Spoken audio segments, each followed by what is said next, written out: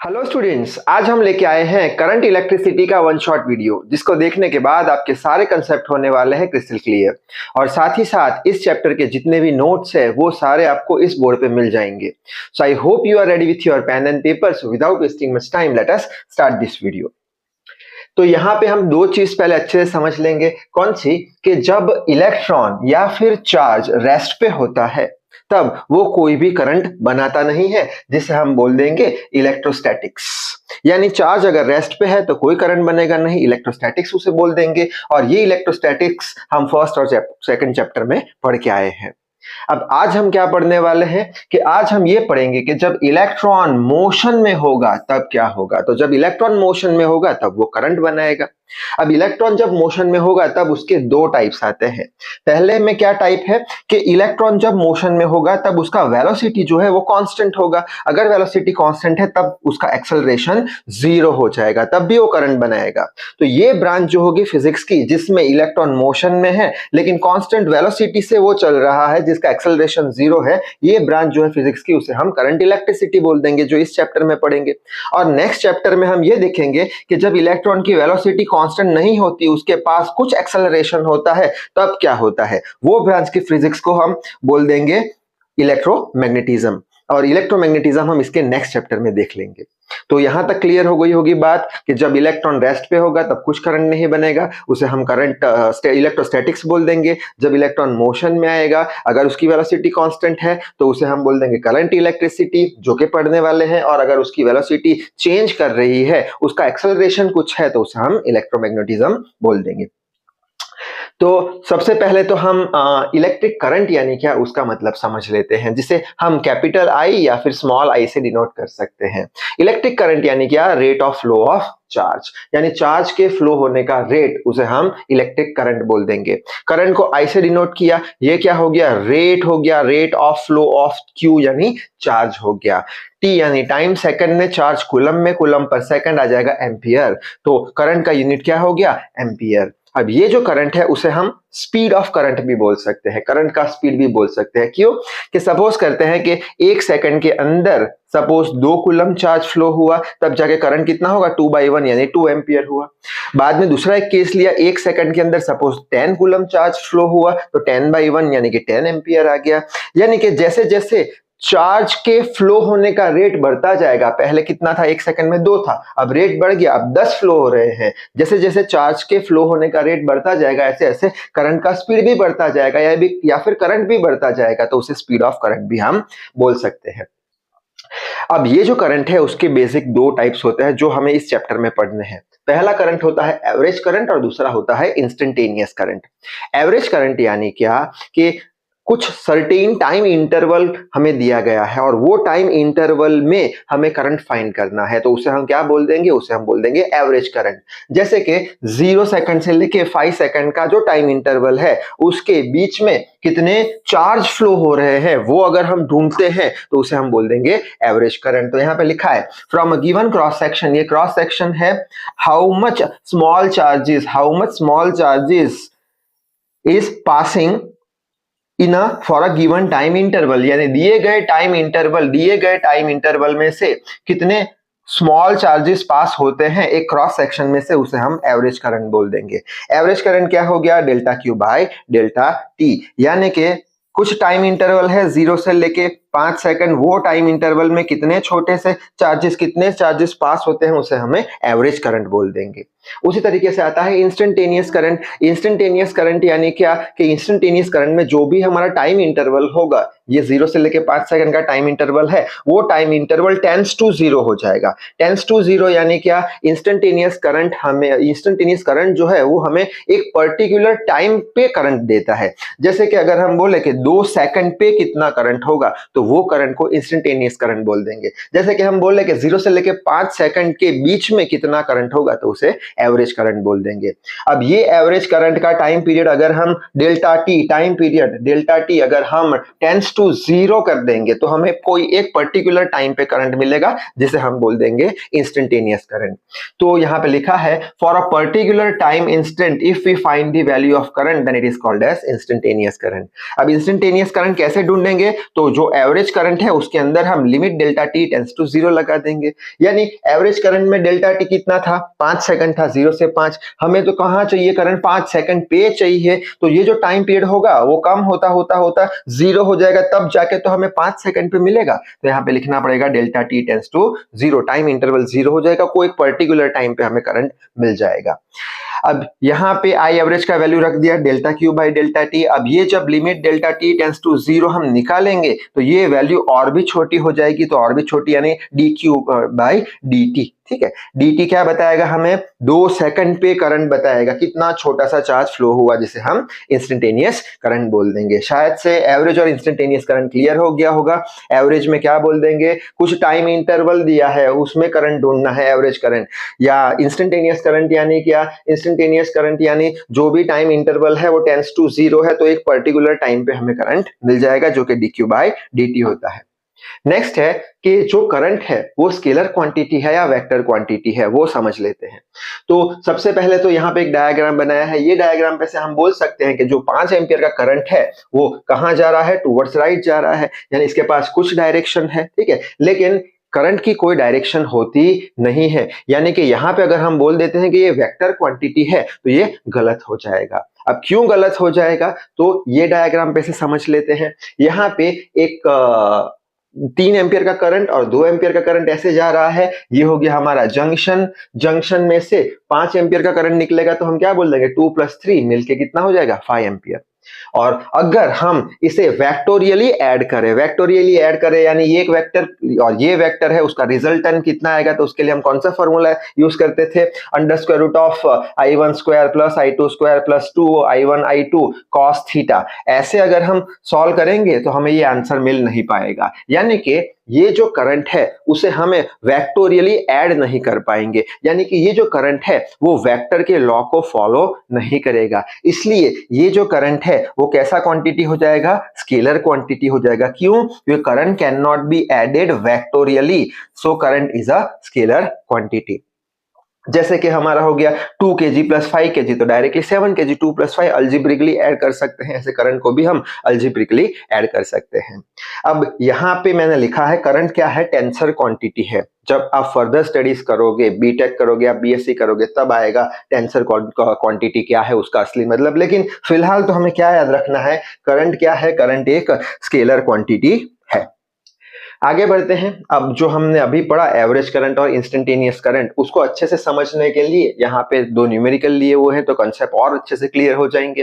First numerical क्या है कि इफ q = t² + 4t + 5, यानी चार्ज जो है उसका इक्वेशन दिया है, हमें क्या ढूंढना है, find the current eight t = 3 second, यानी t = 3 सेकंड पे एक पर्टिकुलर टाइम पे हमें करंट ढूंढना है, यानी हमें कौन सा करंट ढूंढना है, इंस्टेंटेनियस करंट हमें ढूंढना है। And find the current between t = 0 to t = 2 second, यानी यहाँ पे हमें क्या ढूंढना है, यहाँ पे हमें एवरेज करंट ढूंढना है।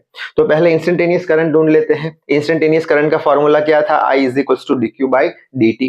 अब यहाँ पे d by dt of q का वैल्यू दिया है, तो ये पूरा q का वैल्यू यहाँ पे हमने रख दिया।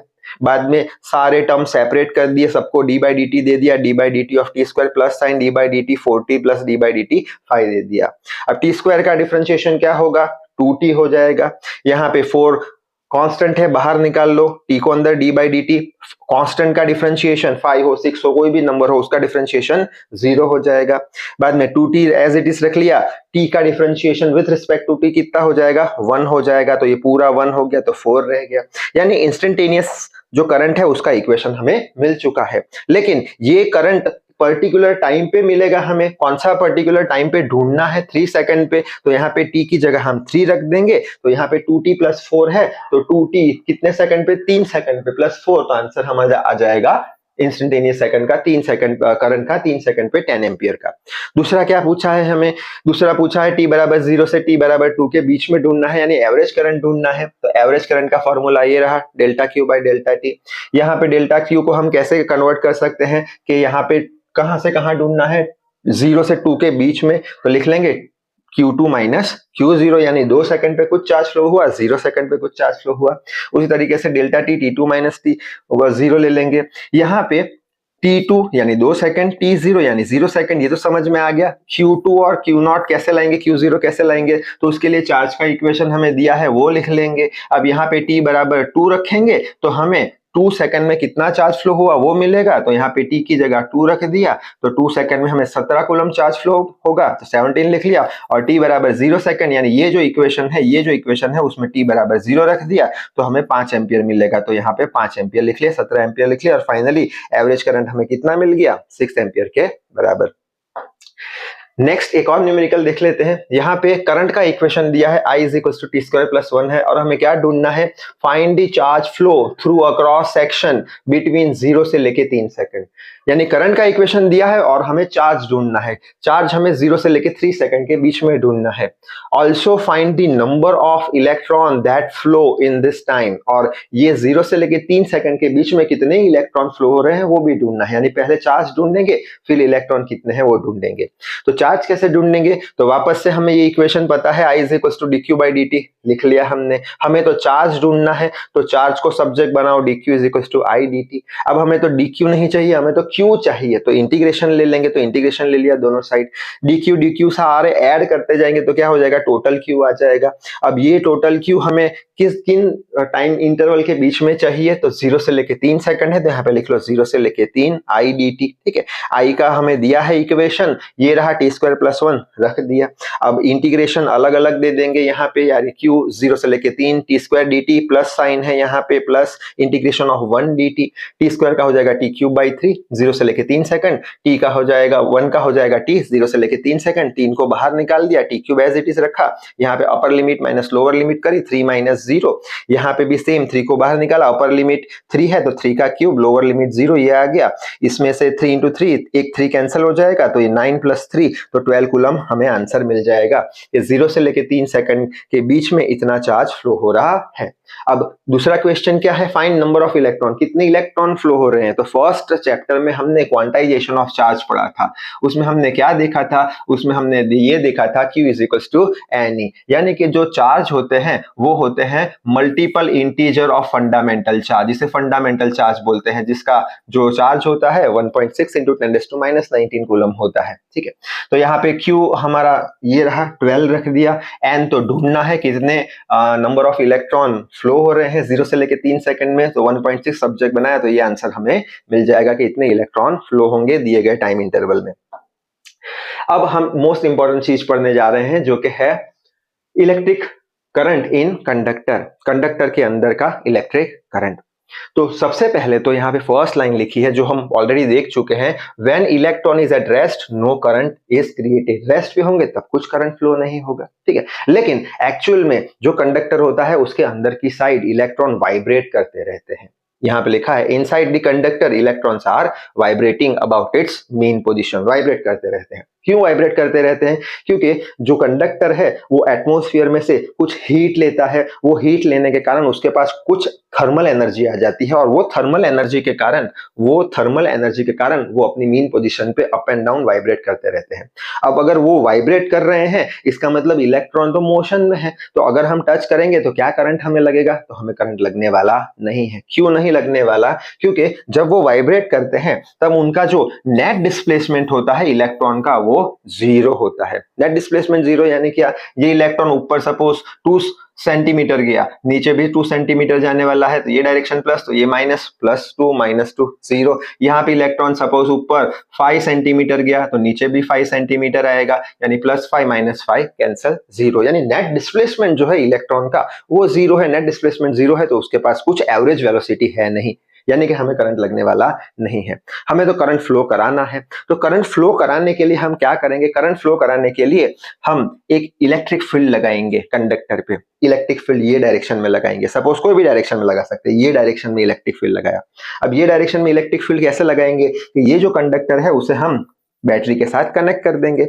बैटरी का ये प्लस टर्मिनल, ये माइनस टर्मिनल, हमेशा इलेक्ट्रिक फील्ड प्लस से माइनस जाता है, तो ये हो गया हमारा इलेक्ट्रिक फील्ड, यानी ये इलेक्ट्रिक फील्ड ये कंडक्टर पे लग रहा है। इलेक्ट्रिक फील्ड ऐसे, क्योंकि बैटरी प्लस माइनस, ऐसे इलेक्ट्रिक फील्ड लगेगी।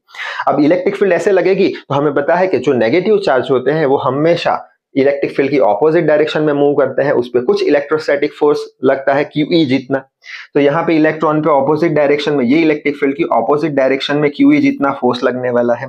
ये इलेक्ट्रॉन यहाँ पे जमा होंगे सारे इलेक्ट्रॉन, ये पॉजिटिव टर्मिनल यहाँ पे है तो पॉजिटिव टर्मिनल इलेक्ट्रॉन को अट्रैक्ट करेगा, तो इलेक्ट्रॉन यहाँ से निकलना शुरू हो जाएंगे, यहाँ पे जाएंगे। इलेक्ट्रॉन का फ्लो ऐसे हुआ, हमें पता है कि हमेशा इलेक्ट्रॉन के फ्लो के ऑपोजिट डायरेक्शन में करंट का फ्लो होता है, तो करंट ऐसे कुछ फ्लो होना शुरू कर जाएगा। तो यही चीजें यहाँ पे लिख के रखी है बोर्ड पे। आगे बढ़ लेते हैं। तो अब हम देखेंगे ड्रिफ्ट वेलोसिटी के बारे में। ड्रिफ्ट वेलोसिटी को समझने से पहले थोड़ा बहुत रिवाइज कर लेते हैं। क्या अभी हमने क्या देखा कि जो कंडक्टर है उसके अंदर इलेक्ट्रॉन अपनी मीन पोजीशन पे वाइब्रेट करते रहते हैं, उनके पास कुछ थर्मल एनर्जी होती है, जिनके कारण उनका नेट डिस्प्लेसमेंट जो है वो जीरो होता है, यानी वेलोसिटी जो होती है एवरेज वेलोसिटी वो जीरो हो जाती है, यानी कुछ करंट बन नहीं पाता।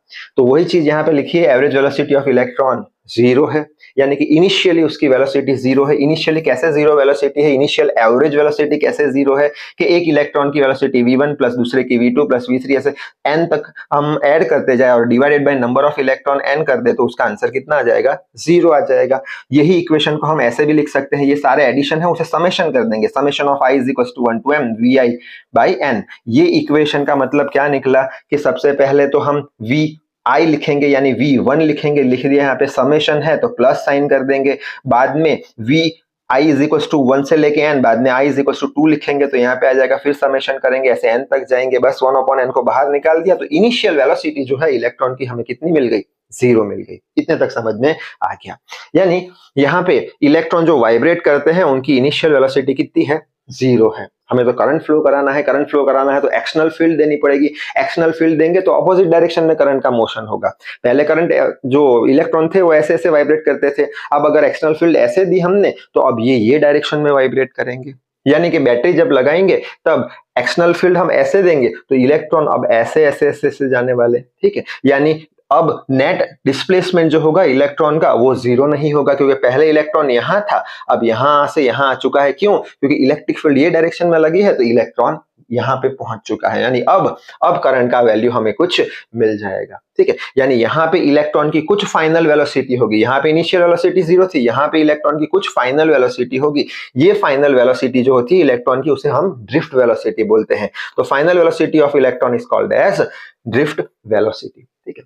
अब यहाँ पे ये इलेक्ट्रॉन ऐसे गया, कंडक्टर के अंदर तो बहुत सारे इलेक्ट्रॉन है, ये बहुत सारे दूसरे भी इलेक्ट्रॉन यहाँ पे बैठे हैं, तो ये इलेक्ट्रॉन क्या करेगा, कोलाइड करेगा, फिर दूसरे इलेक्ट्रॉन से कोलाइड करेगा, तीसरे इलेक्ट्रॉन से कोलाइड करता करता करता अब कुछ उसकी नेट वेलोसिटी मिलेगी, कुछ फाइनल वेलोसिटी मिलेगी, उसे हम ड्रिफ्ट वेलोसिटी बोल देंगे, ठीक है।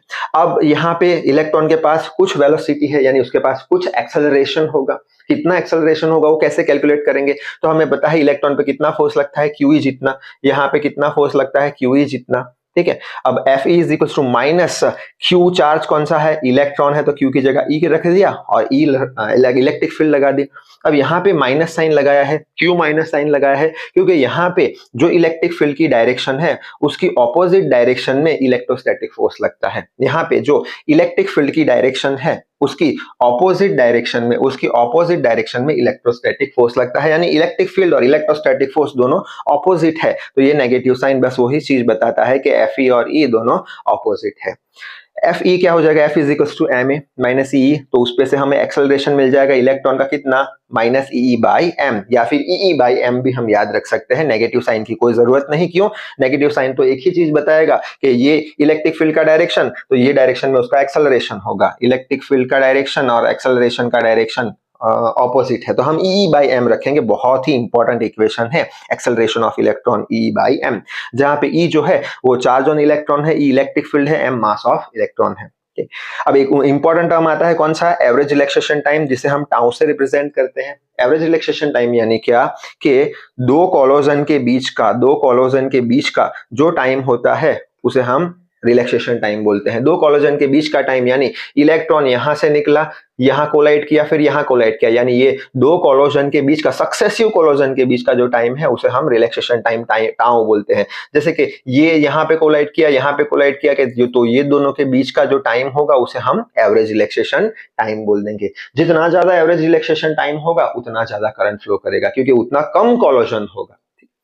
अब यहां पे हमारे पास क्या है, इनिशियल वेलोसिटी हमें पता है, एक्सेलरेशन कितना है इलेक्ट्रॉन का वो पता है, इतना एक्सेलरेशन लाने में कितना टाइम लगेगा वो भी हमें पता है। तो उस पे से हम फाइनल वेलोसिटी vd है उसका वैल्यू भी ढूंढ सकते हैं। कैसे? हम इक्वेशन ऑफ मोशन का यूज करेंगे। इक्वेशन ऑफ मोशन क्या है? v is equal to u plus at। v final velocity होती है जो कि vd के बराबर है, जिसका वैल्यू हमें चाहिए। इनिशियल वेलोसिटी कितनी है? अभी हमने देखा 0 है। एक्सेलरेशन कितना है इलेक्ट्रॉन का? e by m into tau है। अभी मैंने बोला माइनस साइन को हम निग्लेक्ट करेंगे, वो डायरेक्शन बताता है सिर्फ, और कुछ नहीं। तो यहाँ पे vd का ये equation e m by tau, ये बहुत ही ज्यादा इंपॉर्टेंट इक्वेशन है, ये हमें याद रखना पड़ेगा। ड्रिफ्ट वेलोसिटी जो है वो किस पे डिपेंड करेगा? रिलैक्सेशन टाइम पे। रिलैक्सेशन टाइम जितना ज्यादा हुआ, यानी ये जितना ज्यादा रिलैक्सेशन टाइम, पहले 2 सेकंड था अब 50 सेकंड हो गया, जितना ज्यादा रिलैक्सेशन टाइम उतना वेलोसिटी उसका ज्यादा होगा। ठीक है, और जितना ज्यादा इलेक्ट्रिक फील्ड, जितना ज्यादा इलेक्ट्रिक फील्ड उतना ज्यादा इलेक्ट्रिक फोर्स, उतना ज्यादा इलेक्ट्रिक फोर्स उतना एक्सेलरेशन ज्यादा, वेलोसिटी ज्यादा। अच्छा, अब ये जो ड्रिफ्ट वेलोसिटी है, ये ड्रिफ्ट वेलोसिटी के कारण ही, कि उसके वजह से ही क्या हो रहा है? करंट प्रोड्यूस हो रहा है। अगर ड्रिफ्ट वेलोसिटी नहीं होगी, यानी vd 0 होगा, तो कुछ करंट नहीं प्रोड्यूस होगा। vd अगर हमें कुछ लाना है तो हमें इलेक्ट्रिक फील्ड देना पड़ेगा, बैटरी कनेक्ट करनी पड़ेगी। ठीक है, बस तो ये सारा कंसेप्ट था ड्रिफ्ट वेलोसिटी के बारे में। आगे बढ़ते हैं। अब यहाँ पे एक क्वेश्चन पूछते हैं बहुत बार के what is the relation between drift velocity vd and current I। तो रिलेशनशिप क्या है ड्रिफ्ट वेलोसिटी और करंट के बीच का? क्योंकि अभी हमने देखा कि ड्रिफ्ट वेलोसिटी की वजह से ही करंट बनता है। ड्रिफ्ट वेलोसिटी कैसे लाएंगे? इलेक्ट्रिक फील्ड लगाएंगे, एक्सटर्नल बैटरी कनेक्ट करेंगे। तो यहाँ वो समझने के लिए यहाँ पे कंडक्टर लिया है जिसका लेंथ L है, क्रॉस सेक्शन एरिया A है, तो वॉल्यूम हो गया इसका A इंटू L। अब यहाँ पे हमने एक छोटा सा यूनिट वॉल्यूम लिया है, सपोज करते हैं 1 सेंटीमीटर क्यूब का। वो छोटे से यूनिट वॉल्यूम में number of electron suppose n है, तो यहाँ पे लिखा है n क्या है? Number of electron present per unit volume. कितने हो सकते हैं इलेक्ट्रॉन? 1 2 3 4 5 6 हमें पता नहीं है, यूनिट वॉल्यूम में कुछ इलेक्ट्रॉन प्रेजेंट है। तो यहाँ पे इलेक्ट्रॉन बोलो या चार्ज बोलो, कितने चार्ज प्रेजेंट होंगे? तो हम बोल देंगे कि यूनिट वॉल्यूम में कुछ चार्ज प्रेजेंट है, कुछ इलेक्ट्रॉन प्रेजेंट है। उसको इलेक्ट्रॉन, एक इलेक्ट्रॉन पे कितना चार्ज होता है? 1.6 जितना 10⁻⁻, उससे मल्टीप्लाई कर लो और पूरे वॉल्यूम से मल्टीप्लाई करो। पूरे वॉल्यूम यानी A इंटू L से मल्टीप्लाई कर लो, तो हमें टोटल इलेक्ट्रॉन या टोटल चार्ज कितना है ये वॉल्यूम में वो मिल जाएगा। अब हमने देखा था अभी इक्वेशन करंट का, rate of flow of charge, charge का इक्वेशन ये रहा NeAl, तो यहाँ पे NeAl बाई T कर लिया। ये क्या हो गया? लेंथ ऑफ कंडक्टर मीटर में आएगा, और ये हो गया टाइम सेकंड में। मीटर पर सेकंड क्या बताएगा हमें? वेलोसिटी बताएगा। कौन सी वेलोसिटी? Drift velocity. तो बस मीटर पर सेकंड, ये L बाई T को हम Vd लिख लेंगे, तो हमें इक्वेशन मिल जाएगा करंट का। क्या करंट? ये भी मोस्ट इंपॉर्टेंट इक्वेशन है, I is equal to Vd ENA। ये करंट का इक्वेशन है, Vd ENA। अब ये जो इक्वेशन है वो करंट और ड्रिफ्ट वेलोसिटी के बीच का रिलेशन बताता है। जैसे कि ड्रिफ्ट वेलोसिटी अगर बढ़ेगी तो करंट बढ़ेगा, बट ऑब्वियस है। ठीक है, ऐसे ही अगर नंबर ऑफ इलेक्ट्रॉन बढ़ जाएंगे, नंबर ऑफ इलेक्ट्रॉन, ज्यादा इलेक्ट्रॉन बढ़ेंगे तो भी करंट बढ़ जाएगा। ऐसे ही क्रॉस सेक्शन एरिया चौड़ा हो जाएगा, बढ़ जाएगा, तब भी हमारा जो करंट है वो बढ़ जाएगा। तो ये रिलेशनशिप भी समझ लिया। अब हम नेक्स्ट टर्म समझते हैं जिसे बोलते हैं करंट डेंसिटी, जिसे हम वेक्टर J से डिनोट करते हैं। करंट डेंसिटी यानी क्या कि यूनिट एरिया में कितना करंट फ्लो हो रहा है उसे करंट डेंसिटी बोलते हैं। यूनिट एरिया में यानी current flow per unit area, current flow per unit area, उसे करंट डेंसिटी बोलते हैं। करंट डेंसिटी जो है वो एक वेक्टर क्वांटिटी है। क्यों वेक्टर क्वांटिटी है? क्योंकि करंट डेंसिटी हमें ये बताती है कौन सी डायरेक्शन में करंट का फ्लो ज्यादा है। यूनिट एरिया पे कितना करंट फ्लो होता है, यानी कोई यूनिट एरिया में ज्यादा करंट फ्लो हुआ तो वहां पे करंट डेंसिटी ज्यादा, कोई यूनिट एरिया में कम करंट फ्लो हुआ तो वहां पे करंट डेंसिटी कम। यानी डायरेक्शन बताता है कौन सी डायरेक्शन में करंट डेंसिटी ज्यादा या कम है, इसलिए वो एक वेक्टर क्वांटिटी है। अब यहाँ पे I का इक्वेशन अभी हमने देखा, VDENA, यहाँ से अभी हमने देखा डिवाइडेड बाय A तो है, A से A कैंसिल हो जाएगा, बचेगा VDEN। तो current density J is equal to VD का इक्वेशन हमने डिराइव किया था इक्वेशन ऑफ मोशन पे से, कौन सा था? EM बाय टाउ के बराबर EN एज इट इज लिख लिया, बाद में ये अंदर मल्टीप्लाई कर दिया तो ये इक्वेशन हमें मिल जाएगा। अब यहाँ पे ये जो टर्म है, ये टर्म क्या है? पूरी कांस्टेंट है। क्यों? ये हो गया number of electron per unit volume constant, charge on electron 1.6 into 10⁻⁻19 coulomb constant, relaxation time भी कांस्टेंट रहेगा, मटेरियल पे डिपेंड करता है, मास ऑफ इलेक्ट्रॉन भी कांस्टेंट रहेगा। तो ये जो पूरा कांस्टेंट है उसे हम बोलते हैं कंडक्टिविटी सिग्मा। तो ये लिख लिया conductivity sigma, E as it is लिख लिया। जहां पे ये कंडक्टिविटी सिग्मा का ये इक्वेशन याद रखना जरूरी है, conductivity equals to N square tau by M. और हमें ये भी पता है कि रेजिस्टिविटी जो होता है वो रेसिप्रोकल होता है कंडक्टिविटी का। तो रेजिस्टिविटी और कंडक्टिविटी एक दूसरे के इनवर्सली प्रोपोर्शन में होते हैं, यानी conductivity proportion to 1 upon resistivity. अब यही जो हमारा रिलेशन है वो रिलेशन हम ये इक्वेशन में रखेंगे, ये वाले इक्वेशन में, J is equal to sigma E, उसके अंदर सिग्मा की जगह 1 अपॉन रो लिख लिया, ई को सब्जेक्ट बनाया तो J इंटू रो मिल गया। तो ये हमें रिलेशनशिप मिला किसके बीच का? इलेक्ट्रिक फील्ड, ये हमारा रेजिस्टिविटी, और ये हो गया करंट डेंसिटी के बीच का। ये इक्वेशन मोस्ट इंपॉर्टेंट है, याद रखना। अगर हमें रो का रेजिस्टिविटी का इक्वेशन पूछे कोई तो हम इसका रेसिप्रोकल कर लेंगे, यानी N square tau by M लगा देंगे। आगे बढ़ लेते हैं। आगे एक और टर्म है जिसका नाम है mobility of electron. Mobility of electron यानी क्या कि यूनिट इलेक्ट्रिक फील्ड में कितना ड्रिफ्ट वेलोसिटी है इलेक्ट्रॉन का, उसे हम मोबिलिटी बोल देंगे। यूनिट इलेक्ट्रिक फील्ड में अगर ड्रिफ्ट वेलोसिटी इलेक्ट्रॉन का ज्यादा है इसका मतलब उसकी मोबिलिटी ज्यादा है, बस सिंपल सा है। तो इतना ही याद रखेंगे क्या? How much drift velocity electron has inside the unit electric field. Unit electric field में कितना ड्रिफ्ट वेलोसिटी है? ज्यादा ड्रिफ्ट वेलोसिटी मोबिलिटी ज्यादा, कम ड्रिफ्ट वेलोसिटी मोबिलिटी कम। और यहाँ पे Vd का इक्वेशन अभी देख लिया था हमने, इक्वेशन ऑफ मोशन पे से डिराइव किया था, Em बाई टाउ है और E से E कैंसिल, तो E टाउ बाई M हो गया। यहाँ पे E जो है चार्ज ऑन इलेक्ट्रॉन कांस्टेंट है, मास ऑफ इलेक्ट्रॉन वो भी कांस्टेंट है 9.1 into 10⁻31। तो मोबिलिटी जो है वो किसके प्रोपोर्शन में होगा? रिलैक्सेशन टाइम के प्रोपोर्शन में होगा।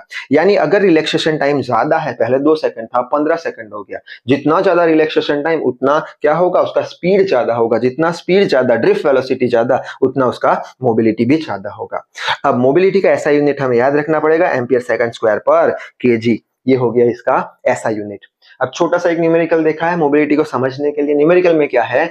Assume average time of collision between two electrons inside a conductor is 2 millisecond. यानी ये क्या है? दो कोलिजन के बीच का टाइम, जिसे हम क्या बोल देंगे? जिसे बोल देंगे रिलैक्सेशन टाइम। 2 मिली सेकंड है, मिली को निकालने के लिए 10⁻³ कर दिया, सेकंड आ गया। Find the mobility of electron. Mobility का इक्वेशन अभी हमने देखा, ई टाउ बाई एम है, तो यहाँ पे ई टाउ बाई एम है। ई का वैल्यू हमें पता है, चार्ज ऑन इलेक्ट्रॉन लिख लिया, रिलैक्सेशन टाइम देके रखा है, मास ऑफ इलेक्ट्रॉन पता है, ये भी लिख लिया। तो हमें मोबिलिटी मिल जाएगा किस में? एम्पियर सेकंड स्क्वायर पर केजी में। नेक्स्ट है रेजिस्टेंस ऑलरेडी हम लोअर क्लास में पढ़ के आ चुके हैं। रेजिस्टेंस यानी क्या? रेजिस्टेंस यानी ऑपोज्ड मोशन ऑफ इलेक्ट्रॉन, यानी इलेक्ट्रॉन का मोशन जो होता है कंडक्टर में ऑपोज होता है, जिसके कारण उसका जो करंट होता है वो कम हो जाता है, जिसे हम रेजिस्टेंस बोल देंगे। और ये जो रेजिस्टेंस है वो क्या है? प्रॉपर्टी होती है कंडक्टर की to oppose the motion of current. यानी कि अगर हमने गोल्ड का कंडक्टर लिया तो उसके अंदर जो इलेक्ट्रॉन का मोशन है वो कम ऑपोज होगा यानी ज्यादा करंट फ्लो होगा, यानी उसका रेजिस्टेंस कम होगा। अगर हम ले ले कॉपर का कंडक्टर तो उसके अंदर जो इलेक्ट्रॉन का जो मोशन है वो ज्यादा ऑपोज होगा तो कम करंट फ्लो होगा यानी उसका रेजिस्टेंस ज्यादा होगा। अब ओम्स लॉ हमें पता है V is equal to I R. यहाँ पे R को सब्जेक्ट बनाएंगे, V बाई आई, ये हो गया हमारा V वोल्ट में और I एम्पियर में, तो वोल्ट बाई एम्पियर ओम होता है, ओम हो गया हमारा रेजिस्टेंस का SI यूनिट। वापस से हम करंट का इक्वेशन जो अभी देखा VD ENA लिख लेंगे। यहाँ पे VD का वैल्यू हमने इक्वेशन ऑफ मोशन पे से डिराइव किया था, E by M into tau, ये लिख लिया।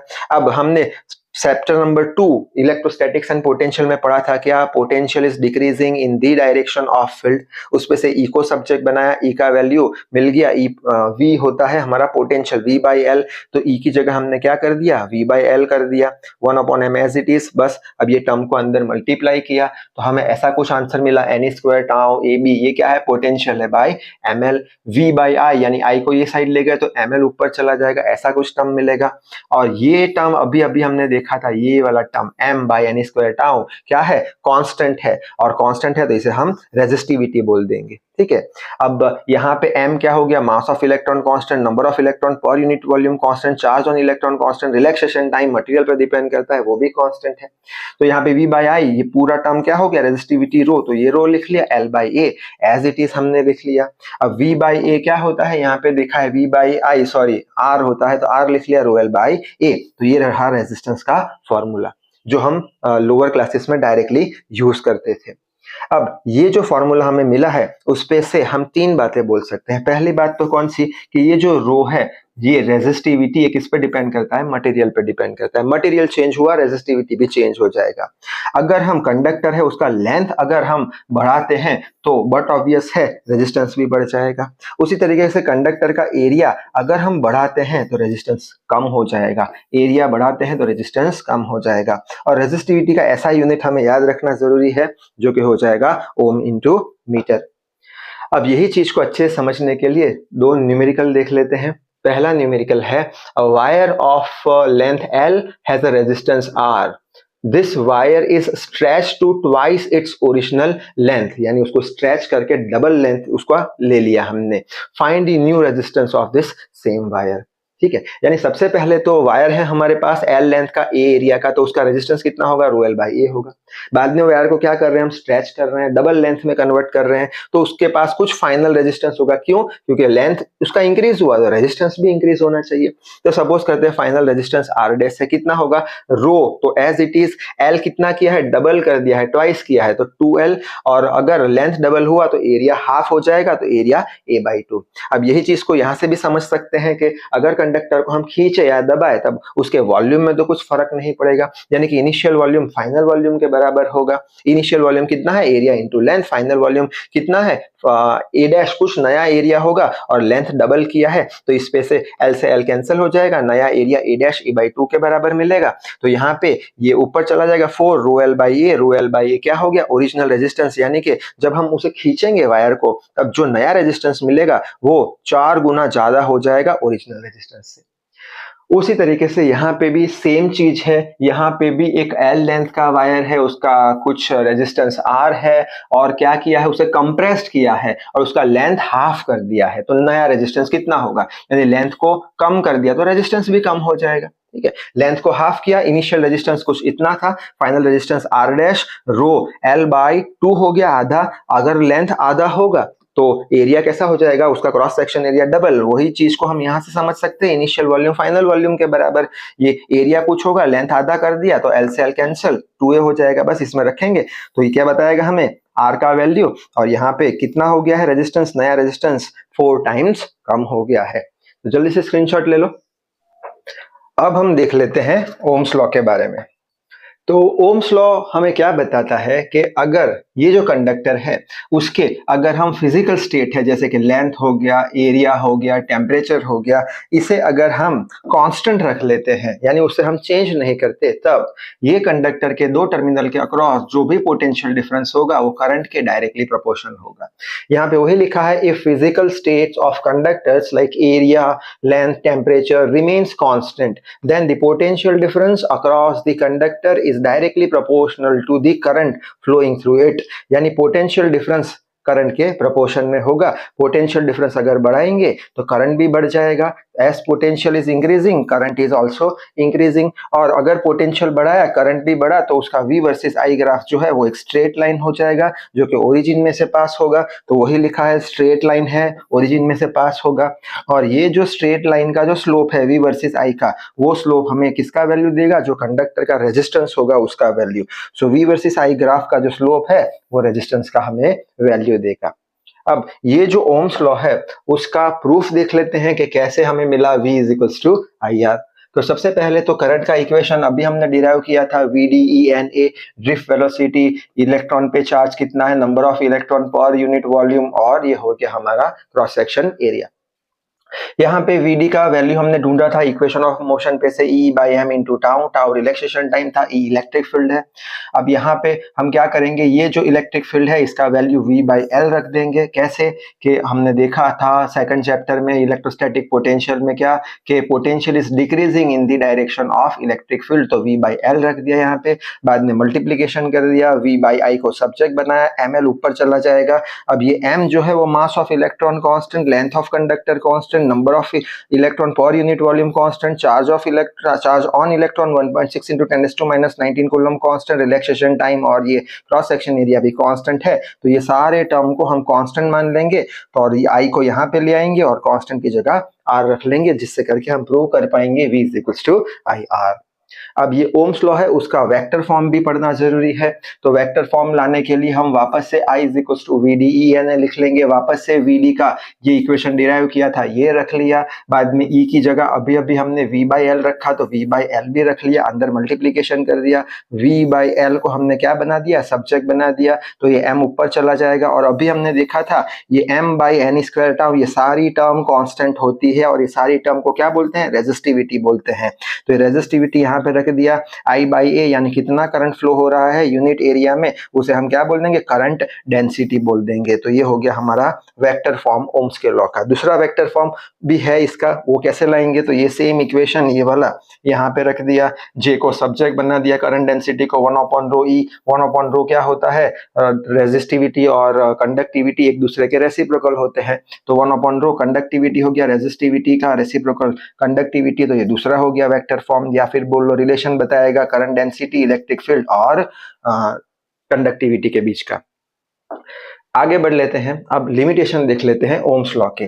तो ओम्स लॉ के कुछ लिमिटेशन है जो देखने जरूरी है। पहला लिमिटेशन क्या है कि ये एप्लीकेबल नहीं है किसके लिए, नॉन ओहमिक कंडक्टर के लिए। नॉन ओहमिक कंडक्टर यानी ऐसे कंडक्टर जो ओम्स लॉ को फॉलो ना करे।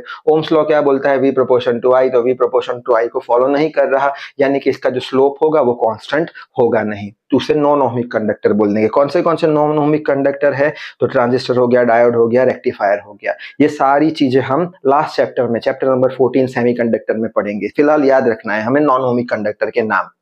नेक्स्ट है ये जो ओम्स लॉ है वो हम सेमीकंडक्टर पे अप्लाई नहीं कर सकते। क्यों नहीं अप्लाई कर सकते, क्योंकि सेमीकंडक्टर का अगर हम V वर्सेस I ग्राफ बनाएंगे तो वो कुछ ऐसा बनेगा, यानी कि यहाँ पे अगर हम फॉरवर्ड पोटेंशियल कुछ 10.1 वोल्ट जितना देते हैं फिर भी करंट का 0 वैल्यू होता है, यानी V प्रोपोर्शन टू I है नहीं, यानी इसे हम ओम्स लॉ अप्लाई नहीं करा सकते इसको। उसी तरीके से अगर रिवर्स पोटेंशियल हमने बढ़ाया तो ये जो ग्राफ बना उसका स्लोप जो है वो कांस्टेंट नहीं मिलेगा, कांस्टेंट नहीं है, यानी ओम्स लॉ अप्लाई नहीं कर पाएंगे। सेमीकंडक्टर जनरली सिलिकॉन और जर्मेनियम के बने होते हैं। थर्ड इसका जो लिमिटेशन है कि ये गैसेस जो होते हैं, गैसेस पे भी हम ओम्स लॉ अप्लाई नहीं कर सकते। क्यों, क्योंकि गैसेस को अगर हमने कुछ पोटेंशियल डिफरेंस दिया तो V प्रोपोर्शन टू I में तो ये बढ़ेगा, ठीक है, प्रोपोर्शन होगा, लेकिन और पोटेंशियल बढ़ाने पर अब क्या होगा, इसका करंट कम हो जाएगा, और पोटेंशियल बढ़ाने पर इसका करंट बढ़ जाएगा। यानी कि यहाँ पे स्लोप का वैल्यू पॉजिटिव है यानी रेजिस्टेंस पॉजिटिव है, यहाँ पे स्लोप का वैल्यू नेगेटिव है यानी रेजिस्टेंस नेगेटिव है, यानी कि यहाँ पे स्लोप कांस्टेंट नहीं रह रहा, यानी कि V प्रोपोर्शन टू I है नहीं, इसलिए हम गैसेस पे ये अप्लाई नहीं कर सकते। क्यों, क्योंकि गैसेस के पास नेगेटिव और पॉजिटिव दोनों रेजिस्टेंस हो सकते हैं, स्लोप पॉजिटिव और नेगेटिव आता है इसके लिए।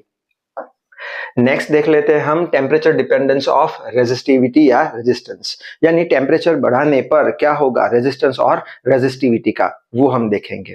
तो यहाँ पे हम सबसे पहले कंडक्टर की बात कर लेंगे। कंडक्टर में अगर हम टेम्परेचर बढ़ाते हैं तो उसका रेजिस्टिविटी या रेजिस्टेंस बढ़ जाएगा। यहाँ पे ग्राफ बनाया है, ये एक्सिस पे हमने R लिया है रेजिस्टेंस या रेजिस्टिविटी, और यहाँ पे टेम्परेचर लिया है। इनिशियली जब कुछ टेम्परेचर नहीं है तब उसका कुछ रेजिस्टेंस है, सपोज 2 ओम के बराबर है। जैसे जैसे टेम्परेचर बढ़ाएंगे रेजिस्टेंस भी बढ़ता जाएगा, ठीक है, तो वही चीज यहाँ पे लिखी है। अब रेजिस्टेंस क्यों बढ़ेगा, क्योंकि हम क्या कर रहे हैं, टेम्परेचर बढ़ा रहे हैं। टेम्परेचर बढ़ाएंगे तो वाइब्रेशन बढ़ेगा, वाइब्रेशन बढ़ेगा तो कॉलोजन इलेक्ट्रॉन के बीच का ज्यादा होगा, कॉलोजन ज्यादा होगा तो रिलैक्सेशन टाइम हमारा कम हो जाएगा, करंट का स्पीड कम हो जाएगा। या फिर कॉलोजन बढ़ेगा तो हीट एनर्जी ज्यादा होगी, हीट एनर्जी का लॉस ज्यादा होगा, करंट कम फ्लो होगा, यानी इसका रेजिस्टेंस कम हो जाएगा।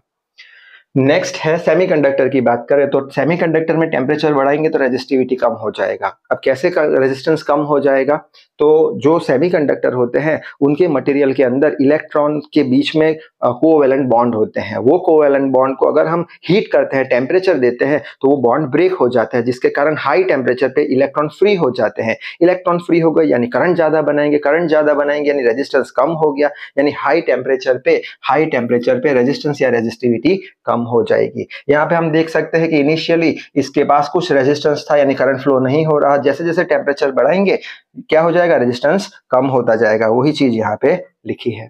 अब अगर एलॉय की बात करें, जैसे कि हो गया निक्रोम और मैंगनीन, तो ये एलॉय को अगर हम टेम्परेचर बढ़ाते हैं तो कुछ खास रेजिस्टेंस पे फर्क पड़ता नहीं है। इसका रेजिस्टेंस करीब करीब कांस्टेंट जैसा रहता है, कुछ फर्क पड़ता नहीं टेम्परेचर बढ़ने पर। तो ये टेम्परेचर हो गया, ये जो ग्राफ है इसका करीब करीब ये लाइन के पैरेलल है, यानी एलॉय के लिए टेम्परेचर बढ़ाने पर रेजिस्टेंस करीब करीब कांस्टेंट रहता है। नेक्स्ट देख लेते हैं। नेक्स्ट है हमारा टेम्परेचर कोएफिशिएंट ऑफ रेजिस्टेंस, जिसे हम अल्फा से डिनोट करते हैं।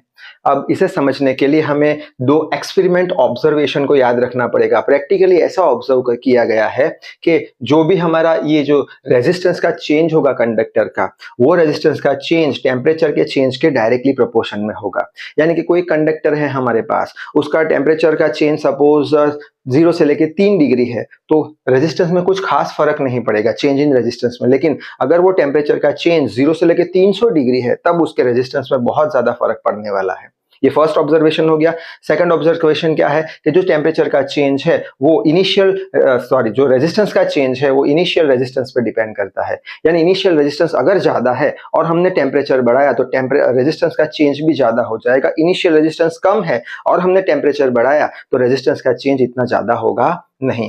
ये दो इक्वेशन पे से हम लिख सकते हैं, ये जो dr है वो dt और r0 के प्रोपोर्शन में होगा, और ये प्रोपोर्शनलिटी साइन को हटा देंगे तो इक्वल्स टू साइन लगा दिया और प्रोपोर्शनलिटी कांस्टेंट अल्फा हमने लगा दिया।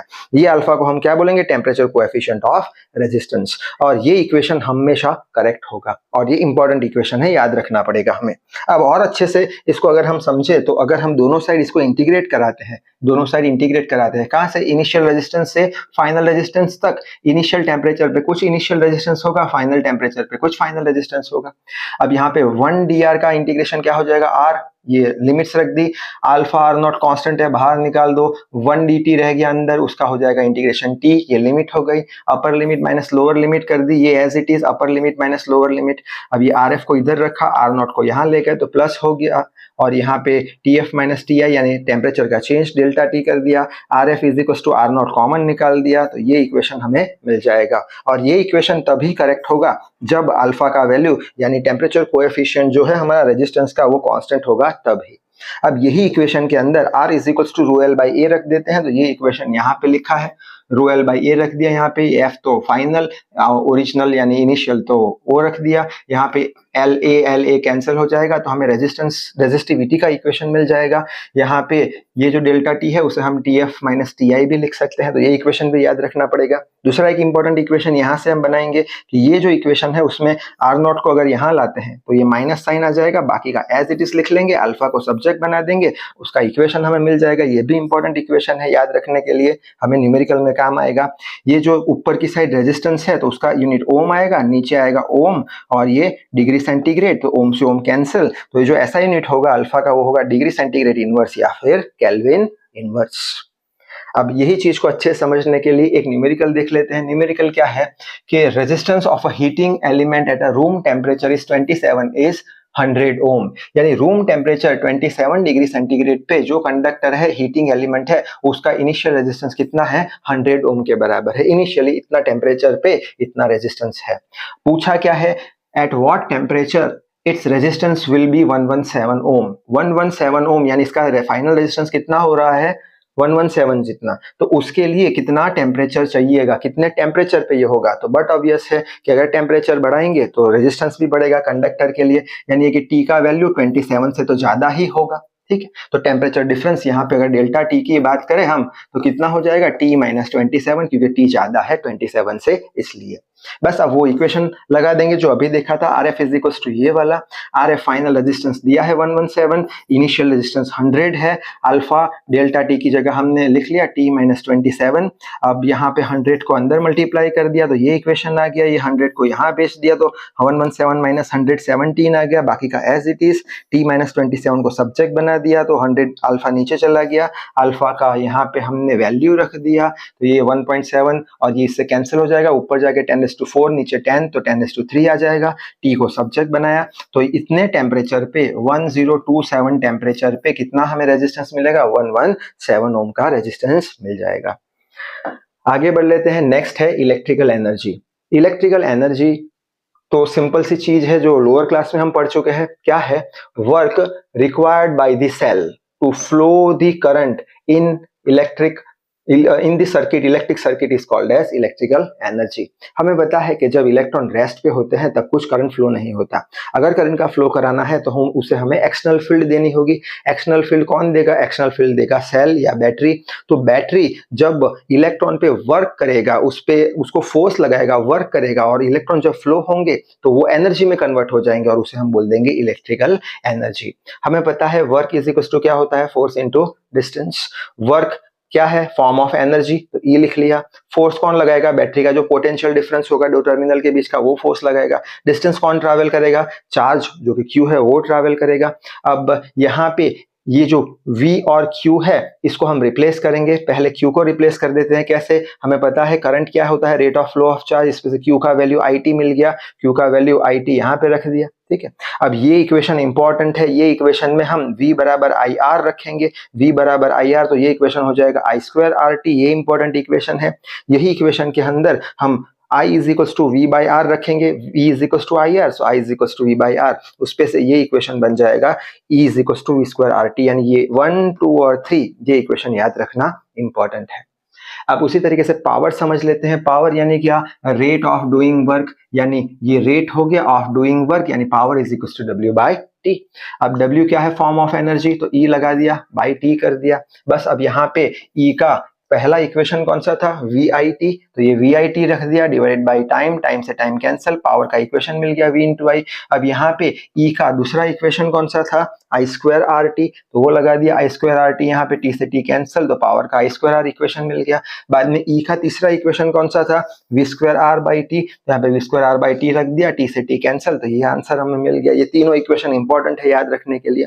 अब इलेक्ट्रिकल एनर्जी का यूनिट जो होता है वो कैसे निकाले, तो power is equal to energy per time, देख लिया अभी। तो electrical energy is equal to power into time, power किस में लेंगे, किलोवाट में लेंगे, टाइम किस में लेंगे, आवर में लेंगे।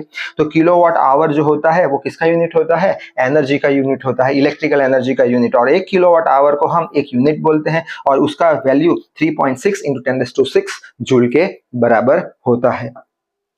आगे बढ़ लेते हैं, वेस्टर्न ब्रिज पे हम जाते हैं। अब वेस्टर्न ब्रिज यानी क्या, कि ऐसा कुछ कॉन्फ़िगरेशन होता है जिसके अंदर टोटल 5 हमें रेजिस्टर लगाए गए देखने मिलते हैं। तो ये जो कॉन्फ़िगरेशन है 5 रेजिस्टर का, resistor having about configuration is called as western bridge. ये कॉन्फ़िगरेशन को, 5 रेजिस्टर के कॉन्फ़िगरेशन को हम वेस्टर्न ब्रिज बोलते हैं।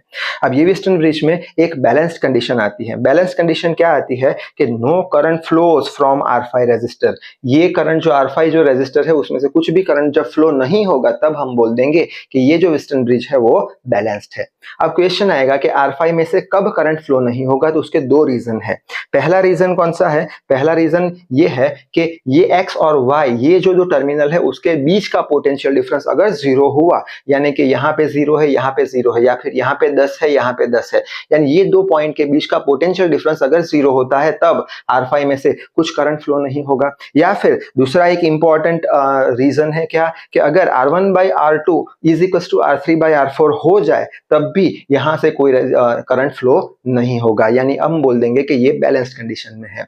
बैलेंस कंडीशन में क्या देखा, यहाँ से कुछ करंट फ्लो नहीं होगा। कब नहीं फ्लो होगा, जब R1 बाई R2 और R3 बाई R4 है। अगर करंट फ्लो नहीं हुआ तो ये पूरे रेजिस्टेंस को हम निकाल सकते हैं। रेजिस्टर काम का ही नहीं, करंट ही नहीं फ्लो हो रहा है, ठीक है, इसके लिए हम इसे पूरा निकाल सकते हैं। अब इसका यूज न्यूमेरिकल सॉल्व करने में किया जाता है। कैसे, तो यहाँ पे एक न्यूमेरिकल इलेक्ट्रिकल दिया हुआ है 2 ओम, 4 ओम, 1 ओम, 2 ओम, 3 ओम का कुछ रेजिस्टेंस ऐसे कनेक्ट किया गया है और हमें पूछा क्या है, ए और बी के बीच का इक्विवेलेंट रेजिस्टेंस ढूंढना है, इक्विवेलेंट रेजिस्टेंस ए और बी के बीच का ढूंढना है।